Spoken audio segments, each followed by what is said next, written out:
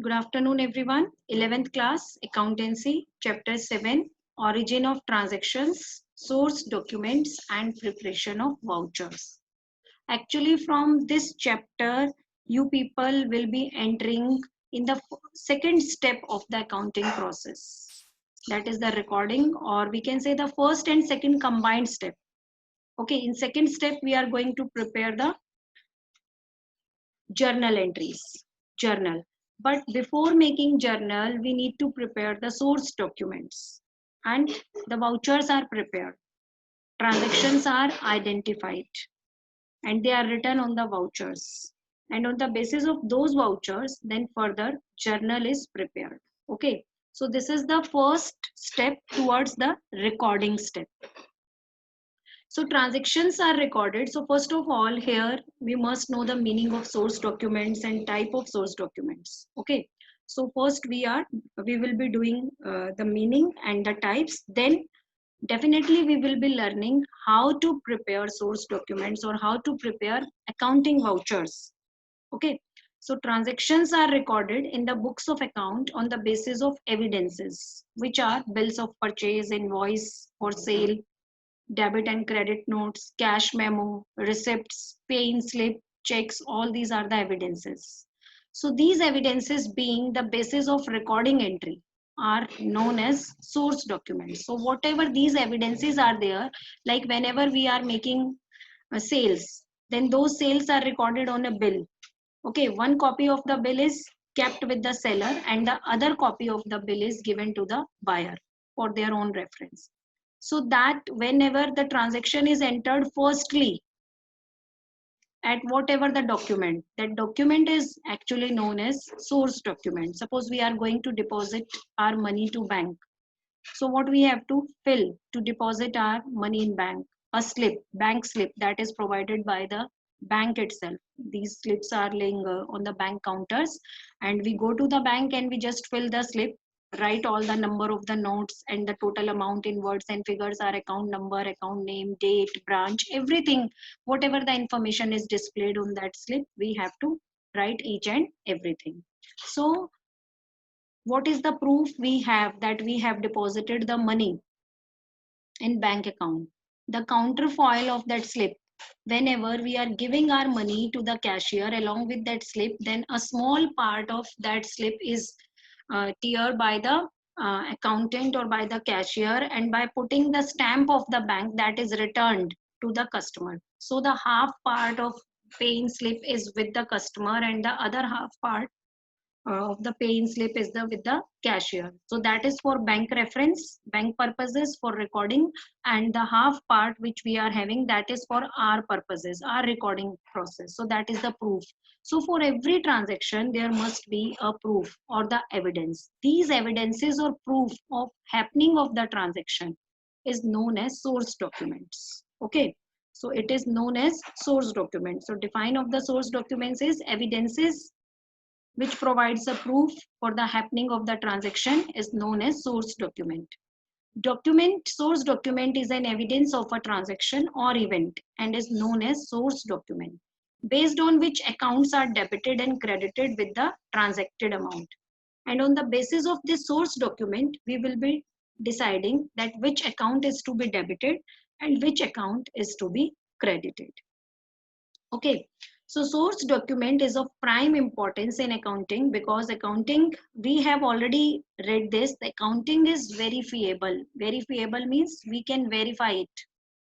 With what we can verify it? With the help of source documents, because for every transaction we must have an evidence. No evidence, we cannot record that transaction in the books of account. For example, a cash memo showing cash sales, an invoice showing sales of goods on credit. If we are making sales in cash, then the source document will be prepared by cash memo. If we are making sales on credit, then we will be preparing bill or invoice. Same thing, if we are making payment to some person, then whatever that person will be giving us for making payment, that is known as receipt. So receipt, like you are making payment of fees to the school, so in return you are getting a receipt, fee receipt, that is a proof that you have paid the receipt to the school. So these documents are known as source documents, and they provides the evidences in support of a transaction. So this is the meaning, all about the meaning of the source document. Like suppose you went to the market to give your dirty clothes to the dry cleaner. So you are giving your clothes to the dry cleaner, and in return dry cleaner is giving you a slip. So one slip he retains with himself, and the other part of the slip he gives to you. Same slip he is preparing in two copies by putting a carbon paper in between. So in that manner, the slip with you is the proof that you have given him your clothes, and the slip with him is a proof with him that he has taken this number of clothes and at this price, and he has to give your clothes back after on which date. So on the basis of this, if he is preparing any records, he is maintaining his any books, then on the basis of that proof he can maintain the proofs. Okay, so there are the different type of source documents. Cash memo, as the name implies, cash memo is prepared by the seller when the goods are sold against the cash. So whenever we are selling goods on cash, then a complete format is there with the businessman. Printed formats are there, and if we are generating the cash memo from computers, then the uh, generated then the generated format is there in the computer itself. In the same format, cash memos are issued to each and every customer. And what is given there in cash memo? Cash memo has a complete detail of the goods sold. Complete detail. It means what type of the goods sold, what is their model number, what is their quantity, how many goods are sold. Like you have sold a computer, so what will be the quantity? One computer. Rate of each item, so what is the rate? And if the total amount, if you have suppose the rate of one computer is 60,000, and you have sold four computers, so the total amount will be 2,40,000. Besides the date of transaction, okay, you have to also mention the date of transaction and other terms and conditions. At the end of the bill or cash memo, there are always terms and conditions regarding the refund policy, regarding the exchange policy of the business. And at the top, the name of the business, as well as the contact number, email ID, customer support number, as well as the complete address of the business is given. So it is an evidence for the purchaser for goods purchased against cash, and for the seller, it is an evidence for the sales for cash, because purchaser is purchasing the goods and seller is selling the goods. So for both of them, it is an evidence. You can see the format here of the cash memo. This is the cash memo. You can make your own formats, or if you will be finding at your homes, you must be having such type of evidences. Like if you have purchased some saris, so it is a cash memo issued by the sari owner, that is a Chhabra Silk and Saris Wholesale and Retail Wedding Sari Specialist, and this is the address: CTC Plaza, Ring Road, Maharani Bagh, New Delhi, and pin code. And on the right hand corner, top of the right hand corner, always there will be date of the transaction. On the left hand side corner, the number. Every cash memo will be having a number 1, 2, 3, 4, and so on. Then the quantity, please see to the format, because you have to draw all these formats in your notebook. And if possible, if you are having already a cash memo, you are having with cash memo at your home, suppose you have purchased anything, then go through the bills and the cash memos. You must be find some bills or cash memo, so that will be the practical experience for you.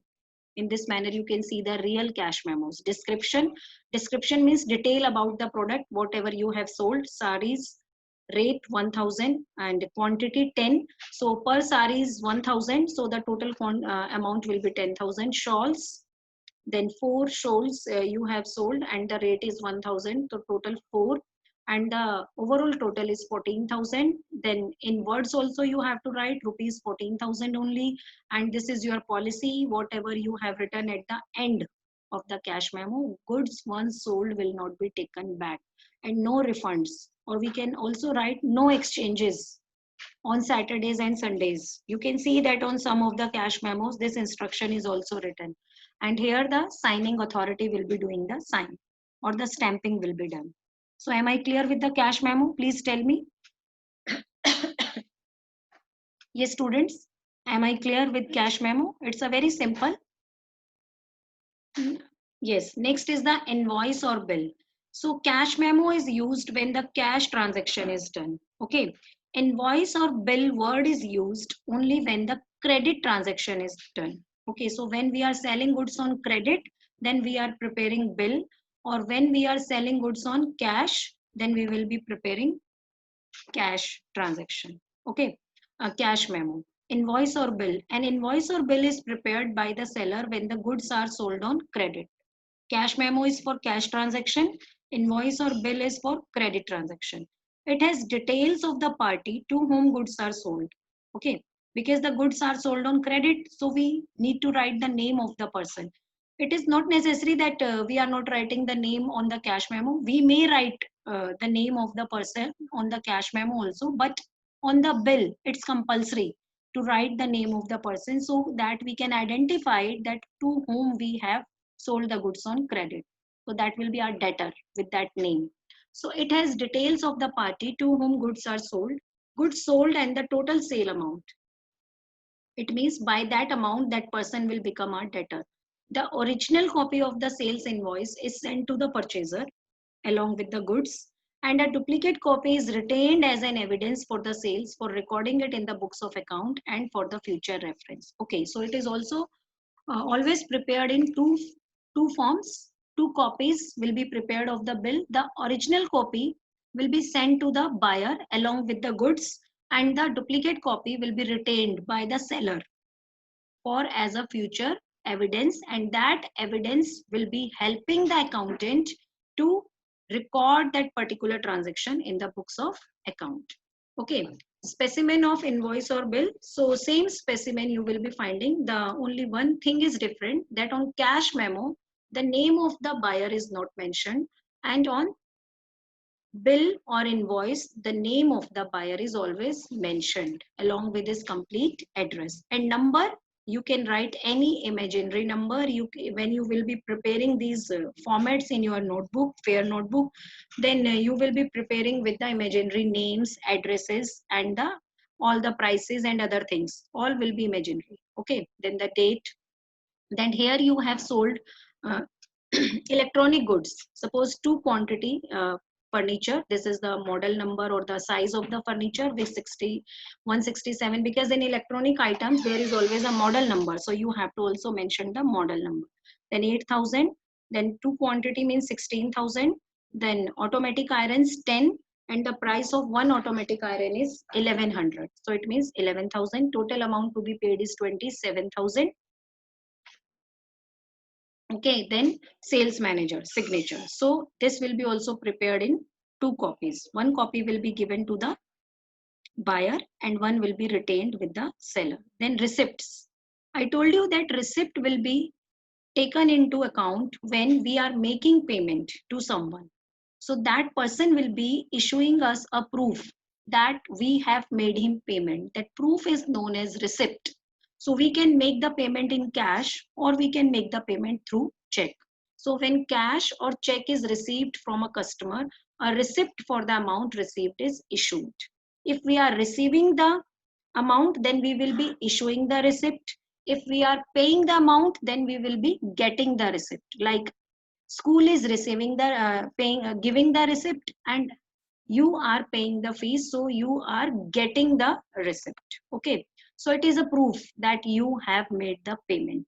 So here no things are not purchased here, actually services are taken here. That's why the person is giving the receipt, or we can say the things were sold earlier and in future the payment will be made. When the payment will be made, then the receipt will be used, that the one party has made the payment and other party has received the payment. So receipt is the actually the proof of making the payment or receiving the payment. So receipt is prepared again in duplicate. All the documents, source documents are, yes, very good, Himanshu. So all the documents are prepared in duplicate. So one copy is kept with the buyer and other copy, seller, sorry, and the other copy is given to the buyer, because both have to maintain the records. If there is a transaction in between the manufacturer or the wholesaler or retailer. Okay, and if it is the transaction in between the retailer and the consumer, then consumer may need the proof. Why? For future reference, for the warranty purposes, he need to show the bill cash memo to the other party. So original copy is given to the party making the payment, same like the bill original copy is given to the buyer. Similarly, the party who is making the payment, he will be getting the original copy and the duplicate copy is kept for record with the business itself. So it has details of the date, amount, name of the party and the nature. Here there will be no description of the goods. I told you earlier that in receipt we are not selling the goods. So like if you are giving donation to any charity purpose, to any temple or to any committee, then you must be getting this type of receipt. And on this receipt only the name of the person who is making payment, date and the amount in words. Or if the check is there, uh, you can take the example of the RWA receipts. All those persons who are living in societies, they need to pay a maintenance charges to the society. And on making payment of maintenance charges, societies are issuing them receipt. So that receipt is a proof with them that they have paid the maintenance charges. So again on the receipt, there is a number, date, again on the right hand side, top, the date column is there, then left hand side number is there, then the name of the organization, whether it is of RWA Resident Welfare Association, then the name of the association with complete address. Then this will be the language received with thanks from this and this, the person from whom the organization is receiving the amount, a sum of rupees, whatever the amount we have received, cash. If it is in cash, then we will be taking on cash. If it is check, then we have to mention the check number along with the date. Drawn on, it means the name of the bank of the check issuing bank. Then the on account of invoice number. Here the invoice number, suppose we have earlier sold the goods on credit, and on that invoice the bill number was 3978, and after 10 days that person is making payment, so we have to mention here that bill number, that this amount we have received on account of that bill number, dated. So the date of the bill, it means date of the original transaction. Then authorized signatory, if stamp is required, then the stamp will be affixed. Then checks are subject to realization. Mostly this note is written, especially when we are making payment through check. Why? Could you please tell me why this line is written? Subject checks are subject to realization. On the basis of your understanding, please tell me why this line is mentioned on receipts. Checks are subject to realization. What does it mean? Yes, very good, Siddhi. If we are making payment through check, then check may be bounced. So this receipt will be applicable only when your check is honored. Honored means cleared. It is not bounced. So that's why it is mentioned that checks are subject to realization. Suppose you need to pay 50,000 to a particular person. So you are making payment through check and that person is issuing you a receipt. And after 2 days, that person comes back to you and telling you that your check is bounced. So you cannot say, I will not give you any further money. You have given me receipt. Because until or unless your check is cleared or honored, this receipt is not valid. Okay, receipt will become valid only when if you have paid the payment in check and your check is cleared. So that's why this note is mentioned mostly on all the receipts for check transaction, that checks are subject to realization. Subject to realization means this receipt will be applicable only when the check is honored. Honored means payment is done with the check. There is no case of check bouncing. Okay, so this is the example of receipt. So till now I have told you three. First is cash memo. So one line you have to keep in mind, cash memo is prepared at the time of cash transaction, always in two copy, one copy, original copy given to buyer and the duplicate copy is kept with the seller. Then bill is prepared with the at the time of credit transaction, again two copy, and on bill the name of the other party must be mentioned there, and rest things are same. Then receipt is given when the check or cash payment is received.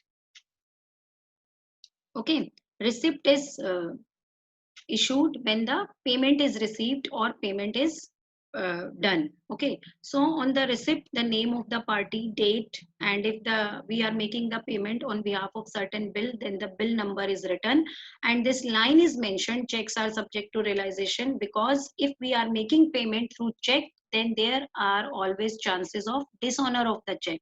Dishonor means the payment, suppose you are having a checkbook of one particular account, you are having a bank account, and bank has issued a checkbook, so you can issue the check of any amount. Yes, you can issue. If suppose if there is a only 50,000 rupees in your bank account and you are giving a payment of rupees 1 lakh on that check, so you can give the check, but it will be dishonored. Why? Because the amount is less in your bank account, or due to some other technical grounds check may dishonor.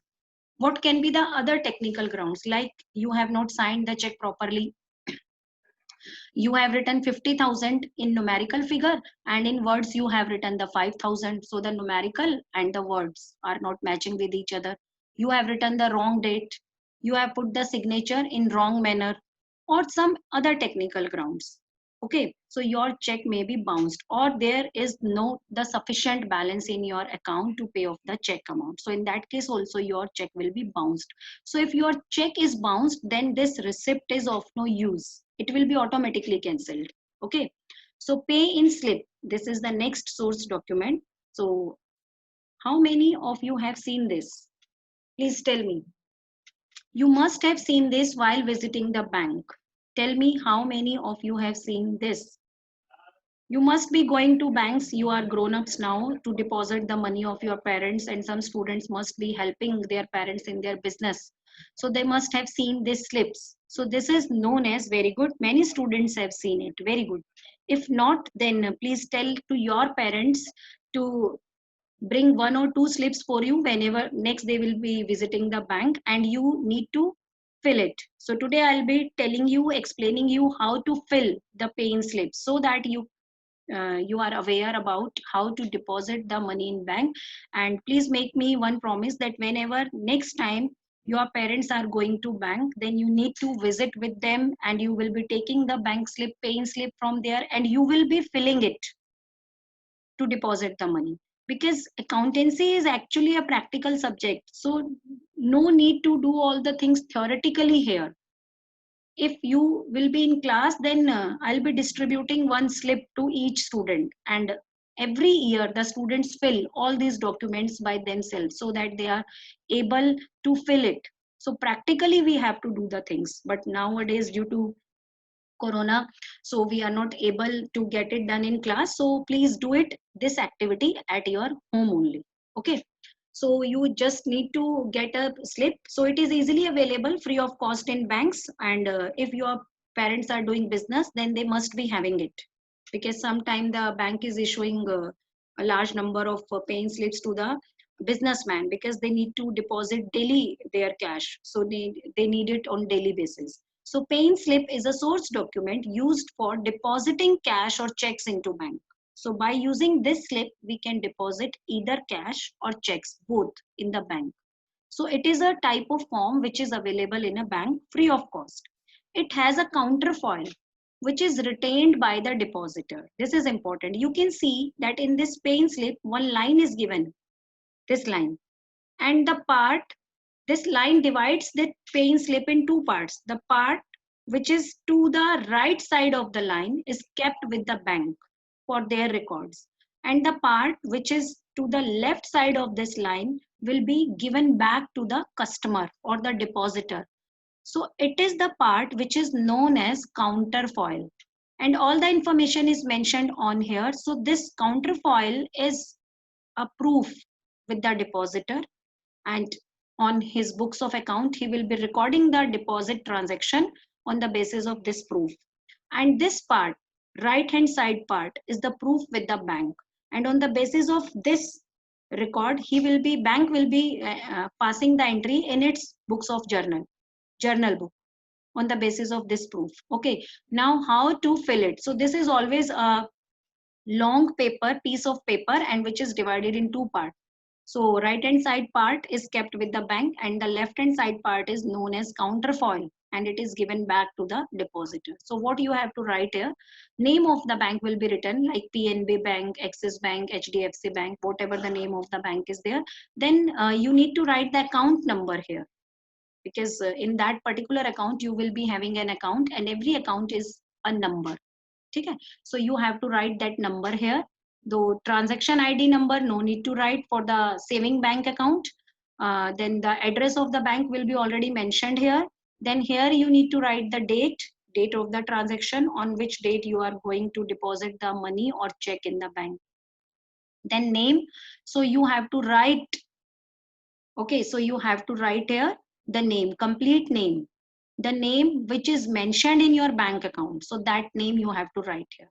Then the bank, okay, check details.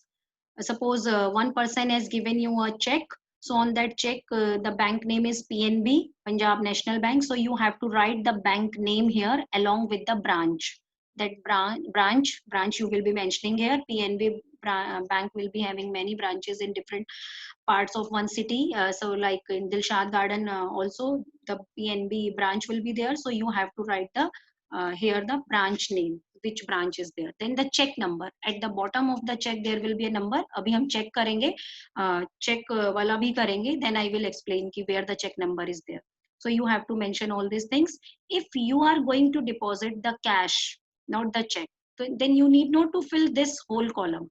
This column will be filled only when checks are deposited.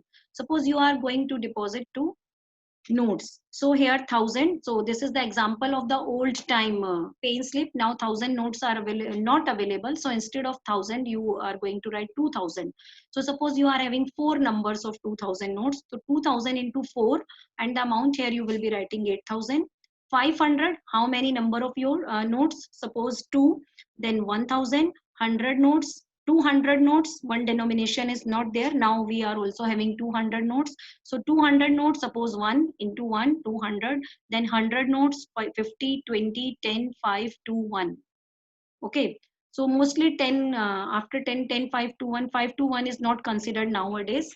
So if we are having, we can write. Okay. So we have to write a number of notes, then the total. In the amount column, we need to do the total. Then whatever the amount we are having in total, we have to write here in words. Then the signature of the deposited. And along with this slip, you have to also fill this side of the slip. Bank will not be filling this side. You have to fill this same information you have to enter here. Date, current account number or saving account number, name, details of cash or check. So all the details, whatever you have filled there, you have to write here. But here, no need to give the details of the notes. You are just going to write the total amount. Suppose 50,000 you have deposited, so you are going to write the 50,000 total and rupees 50,000 in words. Then you will be going to the counter where the cashier is sitting. So you have to give or submit the whole counted amount along with this slip to the cashier. Cashier will be counting the notes, and after verifying the amount, he will be putting a stamp of the bank here, both sides stamp, and he will be also putting his initials, means signature. Okay, both side signatures. Then he will tear this pay slip, and this counterfold he will be handed to you or to the depositor, and this portion will be kept with himself for the further recording. Okay, so am I clear with the pay slip? Yes, please tell me. Am I clear with the pay in slip, or is there any problem? Tell me, students. Yes, I am waiting for your answer, beta. Okay. So any doubts you can write. If any portion is not clear, I can re-explain. Pay in slip, it's a very important and practical document. Please try to learn how to fill it practically. Okay. Okay, no doubt. Very good. Very good. Very good. Yes. Yes. Okay. So I'm going to the next. Next is the check. You must have seen check. Everyone's parents must be having checkbooks at their home. If you have not seen earlier, then please tell to your parents to show you one check, and you have to draw the same format in your notebook. Okay. So what is check? Check is a document in writing drawn upon the bank with which the account is held and is payable on demand. Payable on demand means whenever if we are giving check to any person, then whenever that person is going to bank and demand the money, then the bank need to pay the money. That's why it is said that payable on demand. In business studies, you must have studied that the checks are of two types: bearer check and cross check. Let's see the check format first, then I'll be explaining it. So this is the check, and a checkbook is issued to all the bank account holders, whether the saving account is there or the current account is there. At the top of the left hand side top of the check, the bank name and branch name with complete IFSC code number it is given. Then the date is given on the left hand side corner, right hand side corner, sorry. Then pay. How many of you know how to fill the checks? Yes, how to fill the checks? How many of you know? If you don't know, then next time for making payment of fees, school fees or any other thing, you just try to fill the check. Your parents will be definitely signing over the check, but you just try to fill the check so that you people are able to learn how to fill the check. Because accountancy, again I am telling you, it's a practical subject, not the theoretical subject. If when you will be doing all these things practically, then you must be able to learn things in a better way. Okay. So here the name of the person is written, pay. Name of the person is written to whom the amount will be paid. Like suppose you need to pay the fees to school, then you have to write the school name here. Then or the bearer. Bearer means the person who is having the check. In case of bearer, then here it is written yourself or myself. Okay, so yourself is written. So check is of two type: cross check and bearer check. On cross check, on this corner, two parallel lines are drawn, or we can draw the parallel lines here also. Two parallel lines are drawn, and in between that parallel line, what is written? Account pay. If the check is crossed with the parallel line, then it becomes the safest instrument, because suppose your check is lost and one person has got that check, but that check is of no use for him because the check is cross check. Cross check means the payment will be made only to the person whose name is written on the check. Okay, payment will be made only to the person whose name is written. So payment will never be made in cash. Payment will be made in the account of that person whose name is written on the check. So such type of checks are known as cross check. And bearer check means the two lines are not there on the check. So check is blank. Not the two parallel lines are not there on the check. So the check is not safe because the check amount written in the check will be given to the person, any person who is representing that check. But nowadays, for safety of the customers, before clearing such type of checks, sometimes the banks are asking for the valid ID proof of the persons. But if the amount is very small, then bank may need not ask about the valid ID proof. So it is always safer to put or to cross the check. Always put two lines whenever you are making payment through check, then always put two lines on that check so that there is always a clarity or there is a safety. Because when two lines are put on the check, then it means the check will be paid only to the person, only to the account of the person whose name is written on the check. Okay, so then the amount we have to write here in words, and in this box in figure. Then account number, this will be your account number. Okay, uh, or here you have to put the sign. Okay, here you have to put the sign, and this is the check number.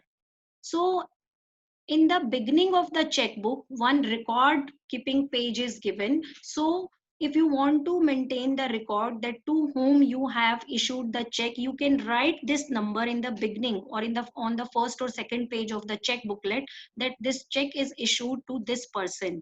name of the person or name of the business. This is the check number 059161. This is the check number. Okay, so this is all about check. So if we are making payment in cash, then we need to be if we have made the payment through check and we are not having a receipt, but still we there is a record of check payment in our passbook, in our bank statement. So making payment through check is the safest mode of payment. So check is a document in writing drawn upon the bank with which the amount is held and is payable on demand. The bank supplies the check forms to its customers, to the account holders. The name of the party to whom payment is to be made is written after the words pay to. I have explained all these steps to you. Then the amount is written both in words and figure. A check is dated and signed by the drawer. Drawer means the person who is making the check, whose account is there, who is making the payment. The check details are entered on the counterfoil, which remains with the account holder. Yes, sometime counterfoil is also there. On that, you can enter all the records, like the in pay slip counterfoil is there, and it is the source voucher for recording the transaction in the books of account. So, am I clear till here? Please tell me. So today we have done only 5 source documents: cash memo, bill, receipt, pay